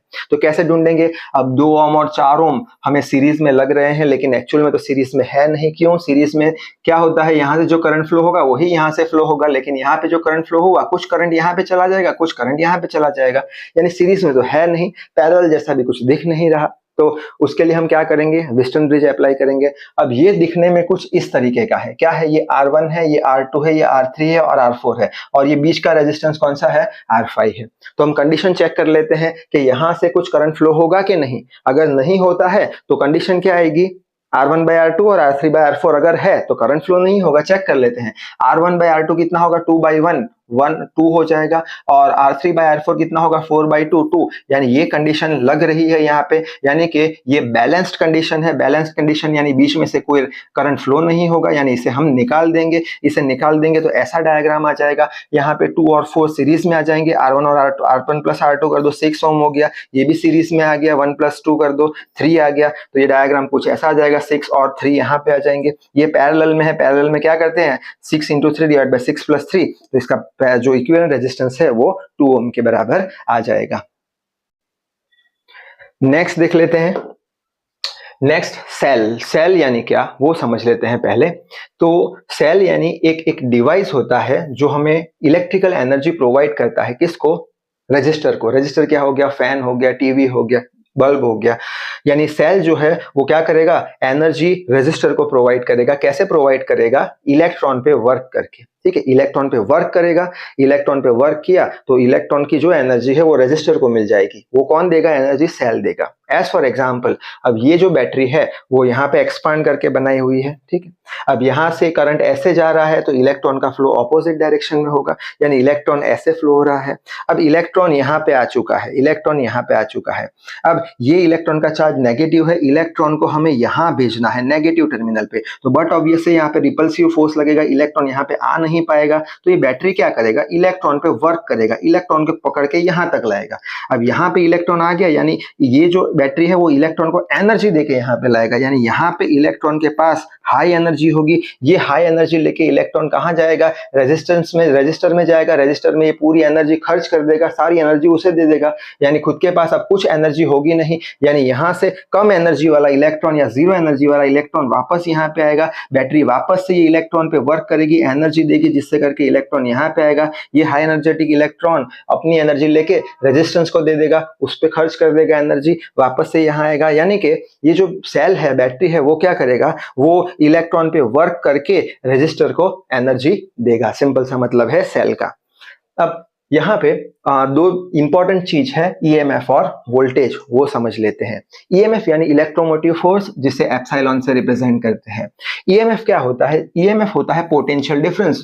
जो दो टर्मिनल होते हैं बैटरी के, उसके बीच का दो पोटेंशियल डिफरेंस होता है। लेकिन कब का डिफरेंस? जब उसमें से, बैटरी में से कोई भी करंट फ्लो नहीं हो रहा होता है, तब कुछ भी करंट बैटरी या सर्किट में से नहीं फ्लो हो रहा होता है, तब जो दो टर्मिनल के बीच का जो पोटेंशियल डिफरेंस है उसे हम क्या बोल देंगे? उसे हम ईएमएफ बोल देंगे। As for example, pencil cell जब हम मार्केट में खरीदने जाते हैं तो पेंसिल सेल पे 1.5 वोल्ट लिखा होता है। 1.5 वोल्ट क्या बताता है? बैटरी के जो दो टर्मिनल है उसके बीच का पोटेंशियल डिफरेंस बताता है, जो कि 1.5 वोल्ट है। यानी कि वो क्या हो गया? ईएमएफ हो गया। क्यों ईएमएफ हो गया? क्योंकि अभी तक वो सेल को हमने कोई खिलौने में, कोई रिमोट में, कोई सर्किट में, कोई रेजिस्टेंस में लगाया नहीं है, यानी अभी सेल में से कुछ करंट फ्लो नहीं हो रहा। आई का वैल्यू 0 है, इसलिए ये 1.5 को क्या बोल देंगे? ईएमएफ बोल देंगे। उसी तरीके से वोल्टेज की बात करें, वोल्टेज भी क्या बताएगा? पोटेंशियल डिफरेंस ही बताएगा दो टर्मिनल के बीच का। कब? जब करंट फ्लो हो रहा हो सर्किट में से या बैटरी में से। यानी कि ये जो 1.5 वोल्ट का जो बैटरी है, जो कि ईएमएफ है, उसे अगर हम सर्किट में लगाते हैं, खिलौने में लगाते हैं, टीवी में, रिमोट में लगाते हैं, तब क्या होगा? अब करंट फ्लो होना शुरू हो जाएगा। तब जब ये टाइम पे जब करंट फ्लो हो रहा है, तब दो टर्मिनल के बीच का जो पोटेंशियल डिफरेंस है उसे वोल्टेज बोल देंगे, और वो हमेशा हमें इससे कम मिलेगा, क्योंकि करंट फ्लो चालू हो गया है। करंट फ्लो चालू हो गया तो जो टर्मिनल डिफरेंस है, पोटेंशियल का डिफरेंस है, वो कैसा हो जाएगा? कम हो जाएगा। अब कम क्यों होगा? क्योंकि जैसे कि यहाँ पे 0.2 वोल्ट कम हो गया है। क्यों कम हो गया है? करंट फ्लो हुआ, क्योंकि बैटरी का खुद का भी कुछ रेजिस्टेंस आर होगा, इंटरनल रेजिस्टेंस होगा। तो बैटरी क्या करेगी? खुद का कुछ पोटेंशियल ले लेगी और बचा पोटेंशियल बाद में वो खिलौने को देगी। ठीक है, अब यही चीज को अच्छे से समझ लेते हैं हम कि कैसे ये जो बैटरी है जब करंट फ्लो नहीं होगा तब इसका कुछ पोटेंशियल ज्यादा होगा और जब करंट फ्लो होगा तब पोटेंशियल कैसे कम हो जाएगा। यानी जब करंट फ्लो नहीं होगा तब ज्यादा पोटेंशियल ईएमएफ मिलेगा, जब करंट फ्लो होगा तब दो टर्मिनल के बीच का पोटेंशियल कम हो जाएगा क्योंकि बैटरी के पास कुछ इंटरनल रेजिस्टेंस है, वो देख लेते हैं। तो यहाँ पे कुछ डायग्राम बनाया है, एक रेजिस्टर बनाया है 4 ओम का, 2 एम्पियर का करंट फ्लो हो रहा है, ये बैटरी का ईएमएफ है, यानी जब करंट नहीं फ्लो हो रहा है तब उसका पोटेंशियल डिफरेंस दो टर्मिनल के बीच का कितना है, 12 वोल्ट का है, और बैटरी का कुछ अपना इंटरनल रेजिस्टेंस है 2 ओम के बराबर। अब यहाँ पे अगर बैटरी की बात करें, पोटेंशियल कितना खाएगा बैटरी 12 वोल्ट में से, तो delta V is equal to I R. I कितना है, 2 एम्पियर का करंट, और इंटरनल रेजिस्टेंस कितना है 2, यानी 4 वोल्ट का तो पोटेंशियल ड्रॉप खुद ही ले लेगा। यानी 12 का है एक्चुअली, लेकिन 4 तो खुद ही खा लेगा, 12 में से 4 गए, बचा कितना 8, यानी इसके अक्रॉस कितना आएगा 8 वोल्ट ही आ पाएगा। ये जो है वो क्या हो गया, पोटेंशियल है जब करंट फ्लो हो रहा है, और ये क्या है, ईएमएफ है जब करंट फ्लो नहीं हो रहा है। ठीक है, अच्छा अगर एक्सटर्नल सर्किट की बात करें, एक्सटर्नल रेजिस्टेंस की बात करें, तो कितना पोटेंशियल ड्रॉप आएगा यहाँ पे, जो कि 8 के बराबर, कैसे, delta V equals to I R. I कितना है 2, R ये वाला लेना है तो 8 वोल्ट का आ गया, यानी बैटरी 4 वोल्ट खुद से खा लेगी, 8 वोल्ट ही भेजेगी, तो 4 प्लस 8 कितना हो जाएगा 12 वोल्ट, ये 12 वोल्ट हो गया। अब इसमें से एक इंपॉर्टेंट चीज समझने जैसी है, कौन सी, कि हमें एक्चुअल में मिल रहा है 8 वोल्ट, एक्चुअल में मिल रहा है 8 वोल्ट जो कि पोटेंशियल है, जो करंट फ्लो हो रहा है तब दो टर्मिनल के बीच का पोटेंशियल बताता है, लेकिन था कितना एक्चुअल में, था 12, था कितना 12, 12 क्या है, ईएमएफ है जब कोई करंट फ्लो नहीं हो रहा है, ये करंट फ्लो हो रहा है जब कोई करंट फ्लो नहीं हो रहा, 12 है, लेकिन उसमें से 4 बैटरी ने खुद ने खा लिए, 4 बैटरी ने खुद ने खा लिए, कैसे, आई आर से, यहाँ पे लिखा है आई आर से, तो यहाँ पे आई आर लिख लिया, पोटेंशियल कहाँ ड्रॉप आया, बैटरी के अंदर आया। तो ये इक्वेशन मोस्ट इंपॉर्टेंट इक्वेशन है, V is equals to epsilon minus I R, EMF minus I R, याद रखना जरूरी है ये इक्वेशन। अब V, ये जो 8 वोल्ट वाला है, ये 8 वोल्ट वाला है, वो क्या है, आई आर है, तो V आई आर कर दिया, ये एप्सिलॉन एज इट इज लिख लिया, आई आर ये यहाँ पे ले आए, ठीक है, और यहाँ पे आई कॉमन निकाल दिया, एप्सिलॉन, तो आई का इक्वेशन हमें मिल गया epsilon upon R plus R. अब ये इक्वेशन को हम इससे कंपेयर कराते हैं, V is equal to I R, so I is equal to V by R, ये पोटेंशियल डिफरेंस, ये भी पोटेंशियल डिफरेंस, ये रेजिस्टेंस, ये भी रेजिस्टेंस, ये क्या हो गया, R एक्सटर्नल रेजिस्टेंस है ये वाला, और ये कौन सा है, बैटरी का इंटरनल रेजिस्टेंस है। जल्दी से स्क्रीनशॉट ले लो, आगे बढ़ते हैं। नेक्स्ट देखते हैं हम किरचॉफ फर्स्ट लॉ के बारे में, इसे जंक्शन रूल भी बोलते हैं और किरचॉफ करंट लॉ भी बोलते हैं। अब ये लॉ हमें क्या बोलता है, तो ये बोलता है कि एट एनी जंक्शन, कोई भी जंक्शन पे, यानी कि सपोज यहाँ पे एक जंक्शन है, जंक्शन यानी क्या, जहां पे 2 या 2 से ज्यादा वायर मीट होते हो उसे जंक्शन बोल देंगे। कोई भी जंक्शन पे सम ऑफ एंटरिंग दी करंट, ये जो एंटर जो करंट कर रहा है उसका अगर सम करेंगे तो वो किसके बराबर होगा, is equals to sum of leaving the current, वो इसके बराबर होगा। यानी एंटरिंग करंट का जो सम है is equals to leaving current का सम होगा। एंटरिंग करंट का सम कितना है, 3 + 2, इज इक्वल्स टू साइन किसके बराबर होगा, लीविंग करंट के बराबर होगा, आई, यानी आई इज इक्वल्स टू कितना मिल जाएगा, 2 + 3 5 एम्पियर मिल जाएगा। किसी किताबों में उसे ऐसे भी रिप्रेजेंट किया गया है कि summation of current equals to 0 at junction, यानी जंक्शन पे जितने भी करंट आते हैं उन सारे करंट का जो अगर हम एडिशन करते हैं तो वो किसके बराबर हो जाएगा, 0 के बराबर। लेकिन ये चीज में हमें क्या अज्यूम करना पड़ेगा कि एंटरिंग जो करंट होगा उसका साइन पॉजिटिव लेंगे और लीविंग करंट होगा जंक्शन से उसका साइन नेगेटिव ले लेंगे। कैसे, तो यहाँ पे हम देख सकते हैं, यहाँ पे एंटरिंग करंट 2 + 3 प्लस ले लेंगे क्योंकि एंटरिंग है, और लीविंग है यानी माइनस आई ले लेंगे, इज इक्वल टू 0। यहाँ पे वही लिखा है 2 + 3 - i equal to 0। Entering current positive, leaving current negative, summation करेंगे सबका तो किसके बराबर आएगा, 0 के बराबर। इस पे से हमें मिल जाएगा 3 + 2i यानी 5 एम्पियर, सेम आंसर हमें मिल जाएगा। और अच्छे से समझते हैं, ऐसा कुछ सर्किट डायग्राम दिया है, 4 एम्पियर का करंट, 3 एम्पियर का करंट एंटर हो रहा है जंक्शन पे, 2 एम्पियर का करंट लीव हो रहा है, i कितना है वो हमें ढूंढना है। तो सबसे पहले तो ये वाली मेथड देख लेते हैं। ये मेथड क्या बोलता है, सम ऑफ एंटरिंग करंट, ये सम ऑफ एंटरिंग करंट कितना है, 3 + 4 is equal to sum of leaving current, leaving current कितना है 2 + i, तो इस पे से i बराबर 5 एम्पियर मिल जाएगा। अब ये वाली मेथड से देखते हैं क्या, कि जो एंटरिंग करंट है उसे प्लस ले लो, तो एंटरिंग करंट 3 + 4 आ गया, लीविंग करंट को माइनस ले लो तो -4 - i आ जाएगा। यहाँ पे सॉरी, लीविंग करंट ये रहा, -2 - i आ जाएगा, उस पे से भी i का वैल्यू हमें कितना मिल जाएगा, 5 एम्पियर मिल जाएगा। अब देख लेते हैं किरचॉफ सेकंड लॉ को। किरचॉफ सेकंड लॉ को लूप लॉ भी बोलते हैं और इसे हम किरचॉफ वोल्टेज लॉ भी बोलते हैं। अब ये लॉ हमें क्या बताता है कि algebraic sum of change in potential around a close loop is zero. यानी कि ऐसा कुछ सर्किट डायग्राम हमारे पास है जिसमें एक बैटरी है, दो रेजिस्टर है। अगर हम ऐसा कुछ क्लोज लूप कंसीडर करते हैं, यानी क्लोज यानी बंद है, ये लूप कोई भी डायरेक्शन में हम कंसीडर करते हैं, क्लॉकवाइज एंटी क्लॉकवाइज आपके हिसाब से आप कर सकते हो। तो ऐसा कुछ क्लोज लूप है और अगर हम सारे डिवाइसेस का जो पोटेंशियल डिफरेंस है, इसके अक्रॉस कुछ पोटेंशियल डिफरेंस, इसके अक्रॉस कुछ पोटेंशियल डिफरेंस, इसके अक्रॉस कुछ पोटेंशियल डिफरेंस, सारे पोटेंशियल डिफरेंस को अगर हम ऐड करते हैं, अलजेब्रिकली ऐड करते हैं, तब उसका आंसर कितना आता है? जीरो आता है ये लूप के अराउंड। ठीक है, जैसे कि यहाँ पे ऐड करना है यानी इंटीग्रेट करेंगे सबको, 1 से 2 3 4 5 6 कितने भी हो सकते हैं, यानी इंटीग्रेशन करेंगे। किसका इंटीग्रेशन करेंगे कि इसके अक्रॉस कुछ पोटेंशियल होगा प्लस और माइनस V1, अब माइनस क्यों लिया बाद में समझ लेंगे। इसके अक्रॉस कुछ होगा प्लस और माइनस V2, वो भी ऐड कर दिया। इसके अक्रॉस कुछ होगा प्लस और माइनस V3, ऐसे से करते करते प्लस और माइनस Vn। सब जितने भी डिवाइस है उसके अक्रॉस जो भी पोटेंशियल ड्रॉप है, चेंज है, उसका अलजेब्रिक सम कितना होगा? Zero around the close loop. अब क्वेश्चन आएगा कि ये लॉ हमें कैसे अप्लाई करना है न्यूमेरिकल सॉल्व करने में। तो यहाँ पे कुछ स्टेप लिखे हैं, यही फॉलो करेंगे। फर्स्ट क्या है कि हमें सबसे पहले तो करंट जो है वो करंट बैटरी सेल में से लेना होगा। ये एक सेल है यहाँ पे, तो यहाँ से सपोज करते हैं हमने करंट I ले लिया। अब ये करंट हम दूसरे सेल्स में से भी ले सकते हैं अगर एक से ज्यादा सेल है, डिपेंड करता है हम पे, एक सेल से लेना है या दो सेल से लेना है, दोनों में आंसर सेम आएंगे। तो हमने पहले तो क्या किया, करंट ले लिया। बाद में लूप का डायरेक्शन सिलेक्ट करेंगे, तो यहाँ पे लूप का डायरेक्शन ऐसे लिया है, हम रिवर्स भी ले सकते हैं, दोनों केस में आंसर सेम आने वाला है। पहले करंट लेना है, फिर लूप का डायरेक्शन लेना है, बाद में हमें पोटेंशियल चेंज जो है बैटरी और रेजिस्टर का वो ढूंढना है। बैटरी का पोटेंशियल चेंज कैसे ढूंढेंगे, रेजिस्टर का पोटेंशियल ड्रॉप या चेंज कैसे ढूंढेंगे। तो उसके लिए बैटरी के लिए यहाँ पे बैटरी बनाई है प्लस माइनस वाली। यहाँ पे पाथ जो लूप है वो ये डायरेक्शन में है, यानी कि ये जो लूप का डायरेक्शन है ऐसे करके ऐसे, यानी ऐसे जा रहा है, टुवर्ड्स पॉजिटिव टर्मिनल जा रहा है, टुवर्ड्स पॉजिटिव टर्मिनल जा रहा है लूप का डायरेक्शन।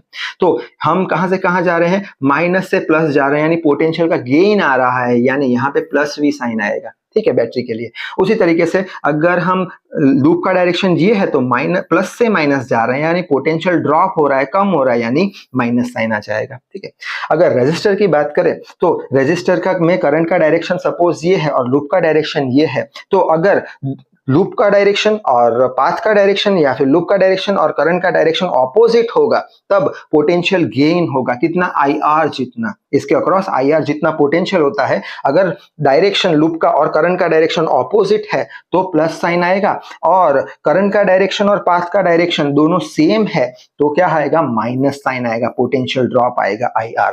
बाद में ये जितने भी हमें पोटेंशियल चेंज मिले सबको क्या कर देंगे, सबको हम ऐड कर देंगे अलजेब्रिकली और किसके बराबर इक्वेट कर देंगे, जीरो के बराबर इक्वेट कर देंगे, तो हमें आंसर मिल जाएगा। तो सिंपल सा लॉ है, जल्दी से स्क्रीनशॉट ले लो, आगे बढ़ लेते हैं। नेक्स्ट इसके बेस पे एक छोटा सा न्यूमेरिकल देख लेते हैं। जैसे कि यहाँ पे दो रेजिस्टर है, 10 वोल्ट का बैटरी है, हमें क्या पूछा है, find current in each resistor, यानी हर एक रेजिस्टर में से कितना करंट फ्लो होगा वो ढूंढ लेते हैं। तो उसके लिए जो हमारी नॉर्मल मेथड है वो अप्लाई करते हैं, V = IR है, I = V/R होगा। अब ये R की जगह RE लिख लेंगे, क्यों RE, क्योंकि ये दोनों कैसे है, सीरीज में है, सीरीज में 2 + 3 होगा तो कितना हो जाएगा 5, V दिया है 10, तो आंसर आ जाएगा 2 एम्पियर। अब यहाँ से 2 एम्पियर का करंट निकला तो इसमें से जितना करंट फ्लो होगा उतना ही करंट इसमें से फ्लो होगा सीरीज कनेक्शन में, तो ये हो गया हमारा आंसर। अब यही चीज हम KVL से ढूंढेंगे, किरचॉफ वोल्टेज लॉ से। तो कैसे ढूंढेंगे, तो उसके लिए सबसे पहला स्टेप कौन सा था कि इसमें से करंट निकालो, तो हम करंट यहाँ से पॉजिटिव टर्मिनल से करंट निकाल दिया हमने। बाद में दूसरा कौन सा था, लूप का डायरेक्शन कंसीडर करो, तो हमने ऐसे लूप लिया, आप ऐसे भी लूप ले सकते हो, ये लूप का डायरेक्शन कंसीडर कर लिया। बाद में क्या था, पोटेंशियल ड्रॉप सबके ऐड करो, तो यहाँ पे पोटेंशियल ड्रॉप कैसे ऐड करेंगे, लूप का डायरेक्शन ये है, यानी माइनस से प्लस जा रहे हैं, यानी प्लस साइन आएगा, +10 आएगा, तो यहाँ पे लिख लिया +10। ठीक है, बाद में आगे बढ़े, यहाँ से करंट ऐसे जा रहा है, I का डायरेक्शन ये है, लूप का डायरेक्शन सेम है, यानी सेम होगा तो माइनस साइन ड्रॉप आएगा, तो माइनस लिखिए IR, ये I हो गया, ये R हो गया 2। बाद में करंट आगे बढ़ के ऐसे जाएगा, हमारा लूप का डायरेक्शन और करंट का डायरेक्शन सेम है तो -IR आएगा, यानी 3I आएगा, IR आ गया। ठीक है, 3I आ गया, किसके बराबर होगा, 0 के बराबर होगा। बस इसको इधर उधर करेंगे तो आंसर आ जाएगा I = 2 एम्पियर, जो इसके बराबर है। एक लास्ट न्यूमेरिकल देख लेते हैं केवीएल के बेस पे। तो यहाँ पे 2 बैटरी दी है, कुछ रेजिस्टेंस 3 दिए हैं, 4 रेजिस्टेंस है, तो हमें क्या फाइंड करना है, करंट फाइंड करना है इस रेजिस्टेंस में से। तो कैसे करेंगे, सबसे पहला स्टेप करंट निकालो। तो यहाँ से हमने करंट सपोज निकाल दिया I1, आप यहाँ से भी निकाल सकते हो, दोनों से भी निकाल सकते हो, इजीनेस आपको जो सही लगे वो आंसर सेम आने वाला है। करंट बाद में दूसरा स्टेप कौन सा था, लूप कंसीडर करो, लूप मैंने कंसीडर कर लिया ये डायरेक्शन में। बाद में पोटेंशियल ड्रॉप सबके ऐड करेंगे, इक्वल टू 0 कर देंगे। इसकी बात करें तो हम लूप का डायरेक्शन ये है, तो यानी माइनस से प्लस जा रहे हैं, माइनस से प्लस यानी क्या हो जाएगा, +4 आ गया। बाद में करंट ऐसे जा रहा है, लूप का डायरेक्शन भी ऐसे है, यानी माइनस साइन आएगा, दोनों सेम डायरेक्शन, तो माइनस साइन IR आ गया। बाद में करंट यहाँ से ऐसे जा रहा है, लूप ऐसे जा रहा है, दोनों डायरेक्शन करंट और लूप के सेम है, -IR आएगा, माइनस साइन लगा दिया, IR कर दिया। बाद में करंट ऐसे जाएगा, लूप ऐसे जा रहा है, दोनों डायरेक्शन सेम, -IR आ गया, IR आ गया। यहाँ लूप का डायरेक्शन ऐसे है, यानी हम प्लस से माइनस जा रहे हैं, माइनस यानी कम हुआ पोटेंशियल, तो -10 आ गया ये, ठीक है। उसी तरीके से करंट अब ऐसे जाएगा, लूप का डायरेक्शन ऐसे है, दोनों डायरेक्शन सेम है, तो -IR आ जाएगा बराबर 0। बस अब तो यहाँ इसको इधर उधर करके फाइनली 6I = 6, I = -1 एम्पियर मिलेगा। अब क्वेश्चन आएगा कि सर ये माइनस में करंट आ रहा है तो क्या ऐसे सही है, तो हम बोलेंगे सही है। माइनस साइन क्या बताएगा, माइनस साइन जो है वो करंट का डायरेक्शन बताएगा। ये ऐसा बताना चाह रहा है कि हमने यहां से करंट लिया है, यहां से, लेकिन एक्चुअली करंट ऐसे फ्लो नहीं करेगा, करंट एक्चुअली ऐसे फ्लो करेगा, ठीक है। क्यों, क्योंकि ये 10 वोल्ट का है, ये 4 वोल्ट का है, तो डोमिनेट कौन करेगा, 10 वोल्ट करेगा, यानी करंट का डायरेक्शन ये है, हमने ये माना था, इसलिए रॉन्ग डायरेक्शन आया, इसलिए नेगेटिव साइन इसने बताया है, यानी फाइनल आंसर कितना आ जाएगा हमारा, 1 एम्पियर जितना आ जाएगा। नेक्स्ट देख लेते हैं, कॉम्बिनेशन ऑफ सेल्स के बारे में पढ़ लेते हैं। अब कॉम्बिनेशन ऑफ सेल में 2 टाइप आते हैं। पहला आता है पोलैरिटीज जब सेम हो, यानी चेंज ना हो, यानी कि प्लस माइनस हो। कैसे कि ये 2 जो बैट सेल्स हैं हमारे, वो कैसे कनेक्ट किए हैं, प्लस माइनस, इसको क्या बोलते हैं, सेम पोलैरिटी, जब पोलैरिटी चेंज नहीं होती है तब। और इसको क्या बोलते हैं, पोलैरिटीज चेंज्ड, पोलैरिटी चेंज करिए, कैसे, प्लस माइनस प्लस, ऐसे ही माइनस प्लस भी हो सकता है, ठीक है। अब ऐसी पोलैरिटी चेंज पोलैरिटी नहीं है, तब हम क्या करेंगे, ये दोनों जो हमारे सेल है उसका एक इक्विवेलेंट सेल बना देंगे, ये दोनों रेजिस्टेंस है उसका एक इक्विवेलेंट रेजिस्टेंस बना देंगे। तो जो इक्विवेलेंट रेजिस्टेंस होगा, जब पोलैरिटी चेंज नहीं होगी यानी कि सेम होगी, तब इक्विवेलेंट रेजिस्टेंस होगा E1 + E2 के बराबर, और जब पोलैरिटी सेम होगी तो रेजिस्टेंस जो है वो तो दोनों केस में R1 + R2 आने वाला है। यहाँ पे भी ये इक्विवेलेंट जो EMF है उसका इक्वेशन आएगा, जब चेंज होगी तब E1 - E2 हो जाएगा, और R इक्विवेलेंट में कुछ फर्क पड़ने वाला नहीं है। अब इसका प्रूफ देख लेते हैं, कैसे E1 + E2 आया जब सेम पोलैरिटी है। तो यही डायग्राम यहाँ पे बनाया है। सपोज करते हैं यहाँ से करंट निकला, ठीक है। अब ये सर्किट में जाके यहाँ से करंट एंटर हो जाएगा यहाँ पे। अब यहाँ पे हम एक पाथ का डायरेक्शन ले लिया, ये डायरेक्शन में पाथ, ये डायरेक्शन में भी हम ले सकते हैं, ये डायरेक्शन का पाथ ले लिया। ये पॉइंट पे पोटेंशियल कुछ VA के बराबर है, पाथ ऐसे आ रहा है, हमको ऐसे जाना है, यानी प्लस से माइनस गए, माइनस ड्रॉप आया यानी -E1 आ गया। करंट का डायरेक्शन कैसे चल रहा है, ऐसे करंट ऐसे जा रहा है, यानी करंट ऐसे, पाथ ऐसे, दोनों का डायरेक्शन ऑपोजिट है, ऑपोजिट यानी प्लस साइन IR जितना। उसी तरीके से पाथ का डायरेक्शन ये है, प्लस से माइनस गए, ड्रॉप आया यानी -E2 आ गया। वापस से करंट का डायरेक्शन ये है, पाथ का डायरेक्शन ये है, ऑपोजिट डायरेक्शन है, तो प्लस साइन आएगा IR।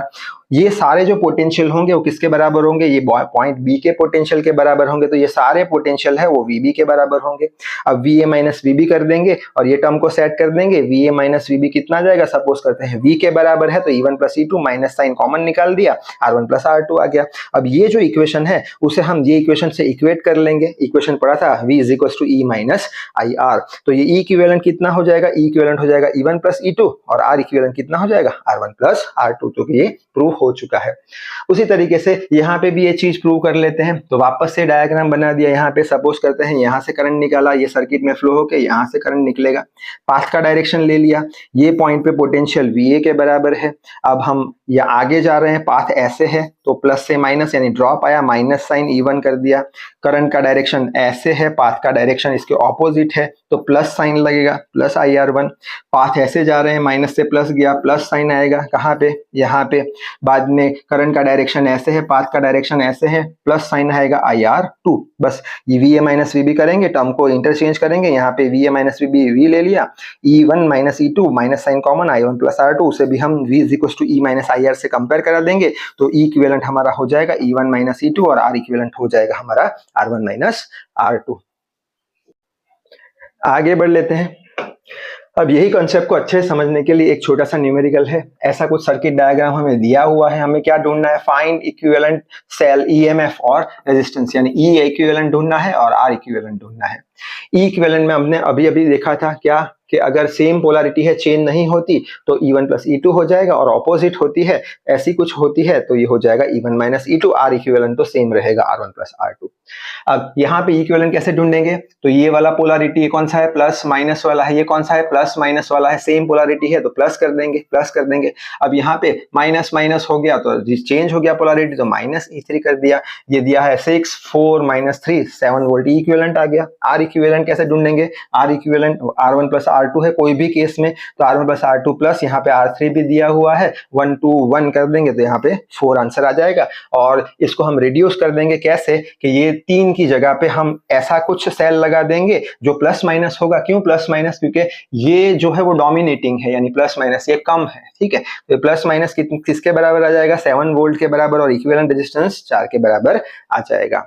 अब देख लेते हैं पैरेलल कॉम्बिनेशन। पैरेलल कॉम्बिनेशन के अंदर भी दो टाइप आते हैं, सेम पोलैरिटी यानी पैरेलल में दो सेल लगे हैं, उसका कुछ इंटरनल रेजिस्टेंस है, ये प्लस के नीचे प्लस और ये माइनस के नीचे माइनस, इसे सेम पोलैरिटी बोल देंगे। और हमको क्या करना है, ये दो जो EMF है सेल के, उसे निकाल के एक इक्विवेलेंट EMF बनाना है सेल का, और ये जो रेजिस्टेंस है उसको निकाल के एक इक्विवेलेंट रेजिस्टेंस लगाना है यहाँ पे। तो ये जो इक्विवेलेंट EMF है उसका जो वैल्यू होगा, कब सेम पोलैरिटी की बात करते हैं, ये वाली प्लस वाली। अगर चेंज पोलैरिटी हो तो प्लस के नीचे माइनस होगा, ठीक है, यानी बैटरी ऐसी होगी और नीचे कुछ ऐसी बैटरी होगी, ठीक है, तो इसे हम चेंज पोलैरिटी बोलेंगे। तो सेम पोलैरिटी के लिए पैरेलल कनेक्शन में इक्विवेलेंट EMF का इक्वेशन होता है E1 by R1 plus E2 by R2 divide by 1 upon R1 plus 1 upon R2। ये इक्वेशन हमें याद रखना पड़ेगा। अगर चेंज पोलैरिटी की बात करेंगे तो यहाँ पे खाली माइनस साइन आने वाला है, नीचे तो प्लस ही आने वाला है। और इक्विवेलेंट रेजिस्टेंस की बात करेंगे तो पैरेलल में क्या होता था, वही आएगा 1 upon R equivalent is equal to 1 upon R1 plus 1 upon R2। अब इसका प्रूफ देख लेते हैं कि कैसे इक्विवेलेंट इसके बराबर आता है और 1 अपॉन R वाला इक्वेशन कैसे आता है। तो यहाँ पे प्रूफ समझने के लिए सबसे पहले तो हमने ये सेम पोलैरिटी वाला डायग्राम बना दिया, ठीक है। अब यहाँ से हम क्या करेंगे कि बैटरी में से सपोज यहाँ से I1 करंट निकला, सपोज यहाँ से I2 करंट निकला, ये I1 I2 current I current बनाएंगे, यानी I is equal to I1 plus I2 होगा। ऐसे करके फ्लो होगा करंट, वापस यहाँ से एंटर होकर I1 इधर आएगा, I2 इधर आ जाएगा, ठीक है। अब यहाँ पे हम दो पाथ कंसीडर करेंगे। पहला ये पाथ कंसीडर कर दिया, डायरेक्शन आप कोई भी ले सकते हो, ये पाथ आ गया। ये पाथ के लिए हम क्या बोलेंगे, ये पाथ के लिए यहाँ पे पोटेंशियल कितना होगा, VA के बराबर होगा। पाथ ऐसे है, हम यहाँ से यहाँ जा रहे हैं, ड्रॉप आ रहा है प्लस टू माइनस, तो माइनस साइन आ जाएगा। बाद में करंट ऐसे फ्लो हो रहा है, पाथ ऐसे, यानी प्लस साइन आएगा, IR1 प्लस साइन आ गया IR1। यहाँ से लेके यहाँ तक का जो पोटेंशियल है वो ये पोटेंशियल के बराबर होगा, जो कि VB के बराबर होगा। VA माइनस VB कर लो, यहाँ पे ले आओ, VA माइनस VB V के कर बराबर कर लो, I1 को सब्जेक्ट बना दो, तो I1 जो करंट है उसका वैल्यू हमें मिल जाएगा। उसी तरीके से यहाँ पे सेकंड पाथ कंसीडर करते हैं, ये डायरेक्शन में वापस यहाँ से शुरू करेंगे, ये हो गया पोटेंशियल VA के बराबर। पाथ ऐसे हैं, प्लस से माइनस जा रहे हैं, माइनस यानी लॉस हो रहा है, माइनस साइन आ जाएगा E2। बाद में करंट का डायरेक्शन, ये पाथ का डायरेक्शन है, ऑपोजिट है, तो प्लस साइन आ जाएगा। ये सारे पोटेंशियल को जोड़ेंगे तो किसके बराबर आएगा, पॉइंट B के बराबर, तो ये VB कर लिया, VA माइनस VB कर दिया, VA माइनस VB V के बराबर आ जाएगा। I2 को सब्जेक्ट बनाएंगे, यानी I2 का भी हमें आंसर मिल जाएगा। बस अब ये इक्वेशन हमें पता है, I is equal to I1 plus I2, तो I is equal to I1 plus I2। I1 का वैल्यू रख दिया यहाँ पे, I2 का वैल्यू भी यहाँ पे रख दिया, I1 I2 रख दिए। बस अब E1 by R1 minus V R1 सबको नीचे सेपरेट दे दिए। बाद में I is equal to E1 by R1 plus E2 by R2 कर दिया, और माइनस साइन बाहर निकाल दिया, common 1 upon R1 plus 1 upon R2 कर दिया। अब ये जो सारी टर्म है उसे हम इधर भेज देंगे, तो minus E1 by R1 minus E2 by R2 आ गया। दोनों साइड -1 से मल्टीप्लाई कर देंगे तो क्या हो जाएगा, यहाँ पे प्लस हो जाएगा और यहाँ पे माइनस हो जाएगा, यानी ये प्लस हो जाएंगे E1 R1 E2 R2, और ये माइनस हो जाएगा I1, ठीक है। अब यहाँ पे हम क्या कर सकते हैं कि ये जो टर्म तो हमें मिल गया, अब इसे रिड्यूस करने के लिए हम ये जो हमारी चीज है 1/r1 प्लस 1/r2 उससे दोनों साइड हम डिवाइड कर देंगे। कैसे दोनों साइड डिवाइड कर देंगे, तो वो यहाँ पे लिखा हुआ है, dividing both side 1/r1 plus 1/r2। कैसे, इसके नीचे ये कर दिया डिवाइड, ये टर्म है इसके नीचे ये डिवाइड कर दिया, माइनस साइन लगा दिया, ये डिवाइड कर दिया। ठीक है, ये हो गया हमारा इतना खत्म। ठीक, यहाँ पे थोड़ा साइड पे ले लेते हैं हम, जिससे करके आसानी से समझ में आ जाए। अब यहाँ पे ये जो पूरा टर्म है ये तो कैंसिल हो जाएगा, ये कैंसिल हो गया, ये कैंसिल हो गया, तो ये तो v आ गया सिर्फ, यहाँ पे ये टर्म पूरा आ गया माइनस ये टर्म पूरा आ गया। अब ये जो पूरा इक्वेशन है, ये पूरा इक्वेशन उसे हम v is equal to E minus I R से कंपेयर कराएंगे, तो ये पूरा e के बराबर हो जाएगा, यानी e का वैल्यू हमें मिल गया E1R1 प्लस e, यानी कि e इक्विवेलेंट तो प्रूव हो गया है। किसके लिए, सेम पोलैरिटी के लिए। अगर चेंज पोलैरिटी होता तो यहाँ पे माइनस आ जाता, वो अपने आप से आप कर लेना। और यहाँ पे आई आर जो है, आई आर ये पूरा ये क्या है, आर इक्विवेलेंट है, यानी आर इक्विवेलेंट का वैल्यू क्या है, 1 ये टर्म। अब क्या करेंगे, आर इक्विवेलेंट को यहाँ ले जाएंगे तो 1/r इक्विवेलेंट हो जाएगा, इसे ऊपर ले आएंगे तो 1/r1 प्लस 1/r2, यानी ये चीज भी हमारी प्रूव हो गई है। अब यही चीज के बेस पे एक न्यूमेरिकल देख लेते हैं। ऐसा कुछ सर्किट डायग्राम दिया है और हमें क्या पूछा है, find equivalent EMF and equivalent resistance, यानी हमें ई इक्विवेलेंट ढूंढना है और आर इक्विवेलेंट ढूंढना है। तो कैसे ढूंढेंगे, वापस से रिकॉल कर देते हैं। सेम पोलैरिटी के लिए क्या होगा, ये वाला इक्वेशन, ठीक है, और आर इक्विवेलेंट तो सेम रहेगा। चेंज पोलैरिटी के लिए ये प्लस जो है माइनस आ जाएगा, बाकी का तो ये इक्वेशन सेम रहेगा बस। तो यहाँ पे देख लेते हैं ई इक्विवेलेंट क्या होगा। तो यहाँ पे 9 वोल्ट और 6 वोल्ट की पोलैरिटी सेम है और इसकी चेंज है, यानी अगर सेम को प्लस देंगे तो इसको माइनस दे देंगे, यानी E1/R1 ये माइनस हो जाएगा E2/R2 और यहाँ पे प्लस हो जाएगा E2/R3 और डिवाइडेड बाय R इक्विवेलेंट कितना है, 1/R1 प्लस R3। बस E1 का वैल्यू रख दिया, कितना है 9/3 आ जाएगा यहाँ पे, इसका आ जाएगा 3/3, इसका आ जाएगा 6/3, डिवाइड बाय रेजिस्टेंस कितने हैं, 3 है, 1/3, ये 3 से चला जाएगा, ये आ जाएगा 1, ये आ जाएगा 2 और नीचे 3/3 1 हो जाएगा यहाँ पे, और ये आ जाएगा आंसर हमारा 4 वोल्ट, यानी ई इक्विवेलेंट का आंसर 4 वोल्ट आ गया। तो ये सारे 3 निकाल के हम एक इक्विवेलेंट लगा देंगे सेल 4 वोल्ट का। उसी तरीके से आर इक्विवेलेंट तो सिंपल सा है, 1/r equivalent 1/r1 plus 1/r2, LCM 3 है, 3/3, आर इक्विवेलेंट कितना हो जाएगा, 1 ओम का हो जाएगा। तो यहाँ पे ये तीनों रेजिस्टेंस निकाल के हम एक इक्विवेलेंट रेजिस्टेंस 1 ओम का लगा देंगे। तो इस वीडियो में बस इतना ही। सो आई होप आपके ये चैप्टर के सारे कंसेप्ट क्लियर हो चुके होंगे। तो till then read hard, work hard. Thank you very much.